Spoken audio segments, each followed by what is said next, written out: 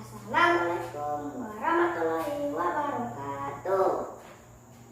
Pagi-pagi sampai mencari makan di pinggir jalan. Hai teman-teman, nama saya Ryan dari SDN 021 Balikpapan Timur dari daerah Kalimantan Timur. Saya akan menceritakan tentang legenda Naga Laut dan Putri Karangmangu. Diceritakan kembali oleh Daru Jayanti.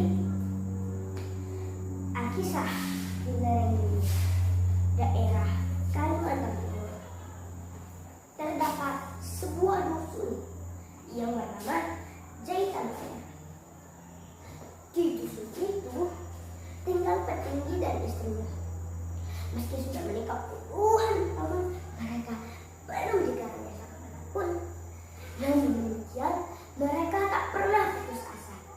Suami istri ini senantiasa memohon kepada dewa agar diberi keturunan. Pada suatu malam, ketika mereka tidur nyenyak, tiba-tiba mereka dikejutkan dengan suara gemuruh di halaman rumah.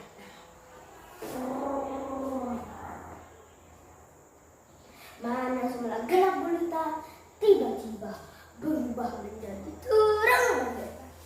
Kejadian itu membuat mereka sangat heran. "Pak, coba lihat apa yang terjadi di luar," kata sang istri. Dengan memberanikan diri, petinggi dusun Jahitan Fair itu keluar dari rumahnya. Ia sangat terkejut karena di halaman rumahnya terdapat batu naga emas. Di dalamnya terdapat seorang bayi laki-laki yang masih merah berselipkan kain berwarna emas.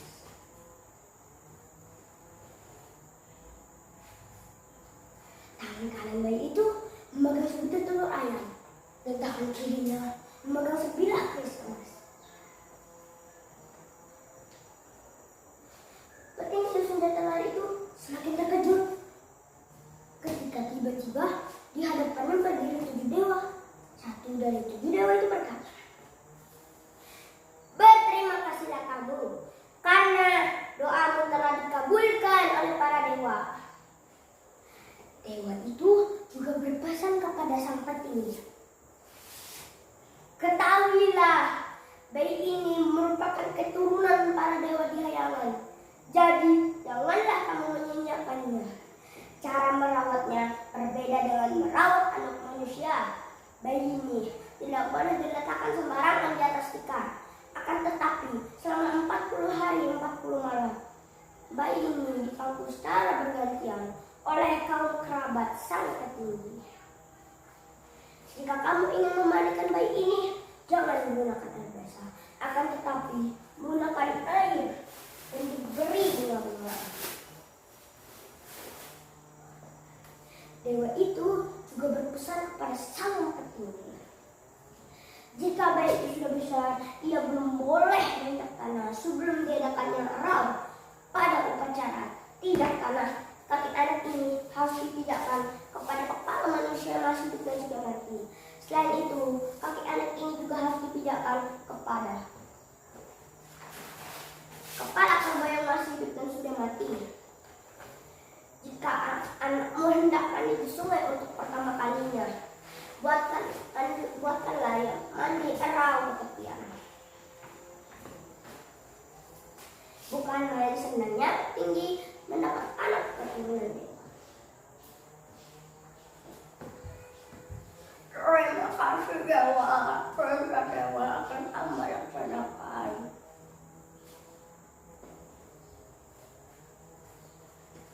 Saat itu pula ketujuh dewa itu menghilang dari hadapan sang petinggi. Lalu bayi itu segera dibawa masuk oleh petinggi ke dalam rumahnya.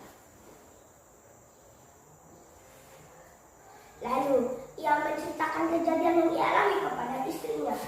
Bukan hanya senangnya istri petinggi mendengar cerita suaminya, apalagi setelah dia melihat bayi itu. Ia bagaikan bulan purnama, wajahnya tampan tiada banding, tubuhnya sehat dan segar. Siapapun yang akan memandangnya akan bangkit kasih sayang terhadapnya. Sang petinggi dan istrinya merawat bayi itu dengan baik. Sesuai perintah dewa, Mereka senantiasa memandikan diri itu dengan air yang diberi bunga-bunga. 3 hari 3 malam putuslah tali persahabatan itu. Seluruh penduduk Denalaya bergembira. Mereka merayakannya dengan menembakkan meriam sapu janggut sebanyak 10 kali. Cetar, cetar, cetar. 40 hari 40 malam bayi itu dipangku secara bergantian oleh kaum kerabat sang petinggi. Sesuai perintah dewa dalam mimpi petinggi, bayi itu diberi nama Aji Batara Agung Dewa Sakti. Waktu terus berlalu, kini Aji Batara Agung Dewa Sakti sudah berusia 5 tahun.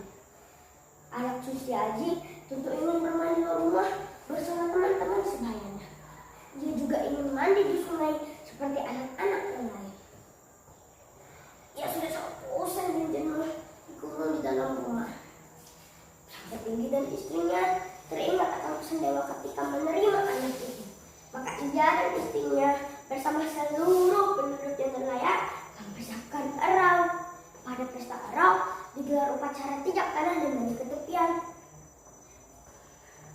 Dalam upacara tijak tanah, kaki Aji Batara Agung diarak, kemudian dipijakkan kepada kepala binatang dan manusia yang diselimuti kain kuning. Kemudian diselimuti kain kuning diarak ke tepian sungai untuk dimandikan. Setelah selesai mandi, seluruh penduduk Denalaya pun mengarak ke Aji Batara Agung kembali ke rumah orang tuanya, memberinya pakaian kebesaran, melindunginya dengan payung agung, dan diiringi lagu gamelan.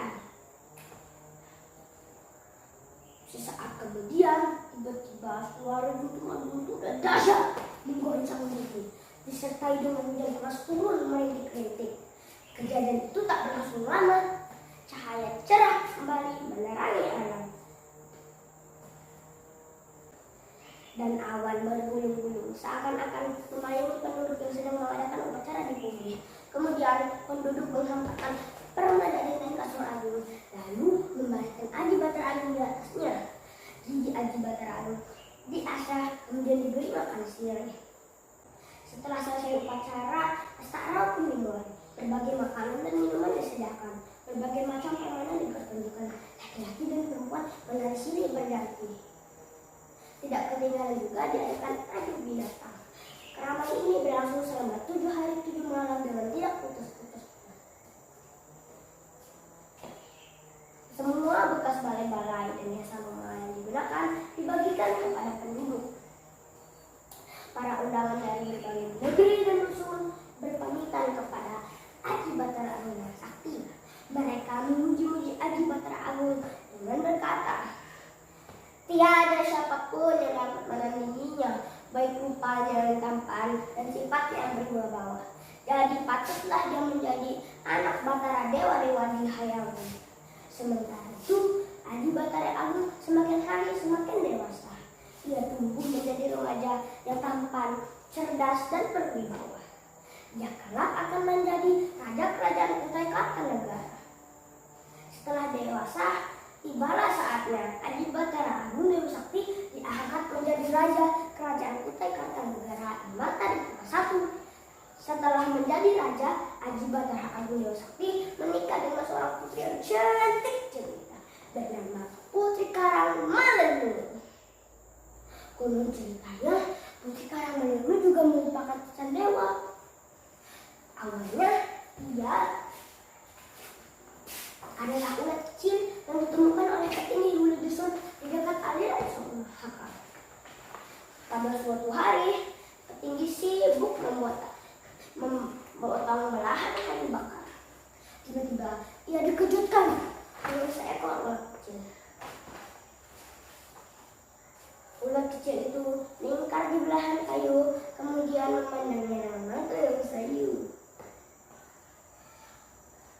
Dengan lembut petinggi mengambil ulat itu untuk dipelihara. Waktu terus berlalu, kini ulat kecil tumbuh semakin besar. Lama-kelamaan, binatang itu berubah menjadi naga yang besar. Suatu malam, petinggi bermimpi menemui seorang putri yang cantik jelita.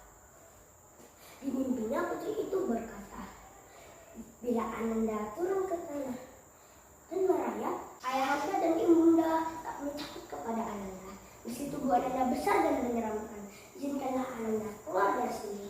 Buatkanlah Ananda tangga untuk merayap ke bawah. Sang naga pun menurun tangga dan meninggalkan bunda. Sang petinggi dan istrinya mengikuti sang naga sesuai petunjuk sang putri. Ketika sang naga sampai di sini, ia berenang 7 kali berturut-turut ke hulu dan 7 kali ke hilir. Dan kemudian sang naga berenang ke tepian batu. Sang petinggi dan istrinya mengikuti sang naga dengan perahu. Di tepian batu, sang naga berenang 3 kali ke kiri dan 3 kali ke kanan. Kemudian menyelam. Pada saat menyelam, tiba-tiba terjadi suatu peristiwa yang dahsyat.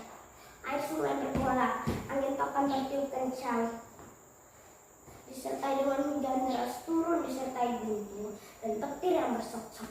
Tak lama peristiwa itu terjadi, cahaya cerah kembali. Petinggi dan istrinya heran, kemana pergi sang naga? Tiba-tiba mereka melihat pemandangan yang menakjubkan. Air sungai Mahakam dipenuhi dengan buih. Petinggi dan istrinya mendekat. Mereka sangat terkejut karena di tumpukan itu terdapat sebuah gong besar. Lihat Pak, sepertinya di dalamnya terdapat seorang bayi. Benar saja kata istri petinggi, di dalam gong besar itu terdapat seorang bayi perempuan. Kemudian petinggi dan istrinya mengambil bayi itu dan membawanya pulang. Petinggi dan istrinya merawat bayi itu seperti anak kandungnya sendiri. Mereka sangat senang mendapat anak dari hayam.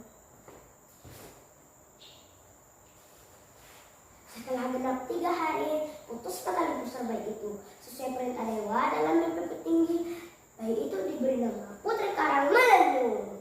Waktu terus berjalan, kini Putri Karangmelendung tumbuh menjadi gadis yang cantik jelita, baik, putih dan pintar.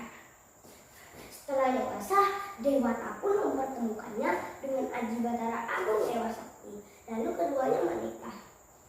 Sang putri pun menjadi permaisuri raja kerajaan Kutai Kartanegara ing Martadipura I dan melahirkan seorang putra yang bernama Aji Batara Agung Padukanira. Nah teman-teman, pesan moral yang bisa kita ambil dari cerita ini,